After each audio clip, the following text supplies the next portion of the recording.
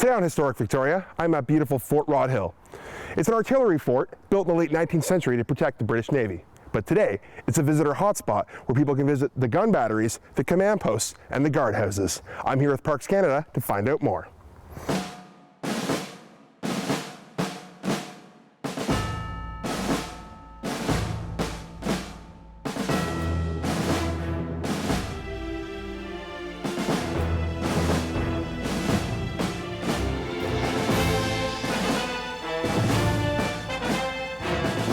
The entire fort was built in the 1890s, but it underwent various changes over the years.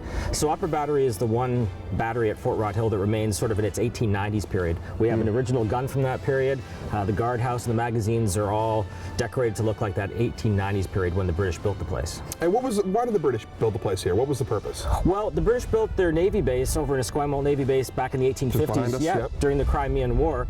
And there's always supposed to be coastal defenses to defend a Navy base, no matter where you are in the British Empire. But because all the priorities shifted over to the Atlantic Ocean after the 1850s, we never got our forts until almost 1900. It was 1896 roughly before this fort became operational. For those people that don't know, that maybe don't know too much about military history, what was the purpose of a battery back in the late 19th century?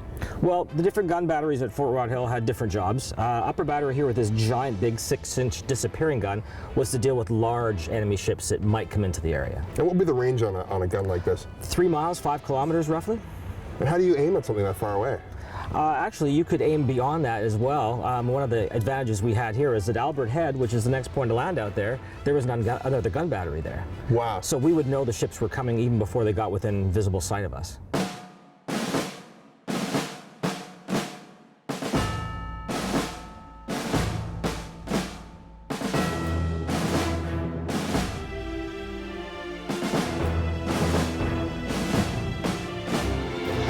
So we're now standing on the Belmont battery, correct? Correct. And that's a big gun.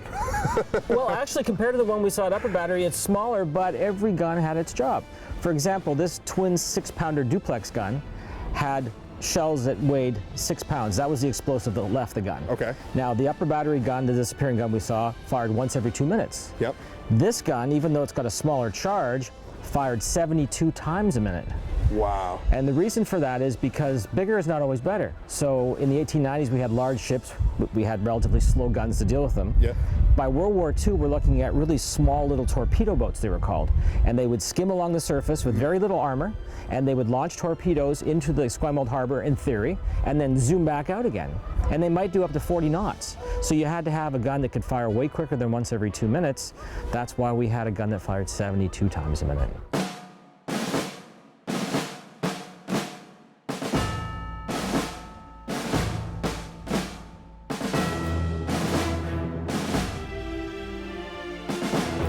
I think the bigger question that I have in my mind is how important is a place like this to preserving Canadian military history and how it's remembered and perceived? Well, one of the things I really like to point out to people is if you're talking about Canadian military history, since Canada became its own nation in 1867, there's not a lot of historic sites that sort of commemorate that. There's a lot of stuff back east that commemorates the War of 1812, French-English stuff. But Fort Rod Hill really does, other than that 4-year period at the end of the 1890s, it's a 20th century military site. It's all about World War I, World War II, Korea, the Cold War, the fact that there's still people alive who served here. I mean, we are, in addition to, I guess, Veterans Affairs, the spot where you go to commemorate World War II and 20th century military history. Thanks so much for showing me around today, Bob. Really My appreciate pleasure. it. Thanks for watching this segment of Historic Victoria. I'm Tyler Hooper for Go on Shaw TV. We'll see you next time.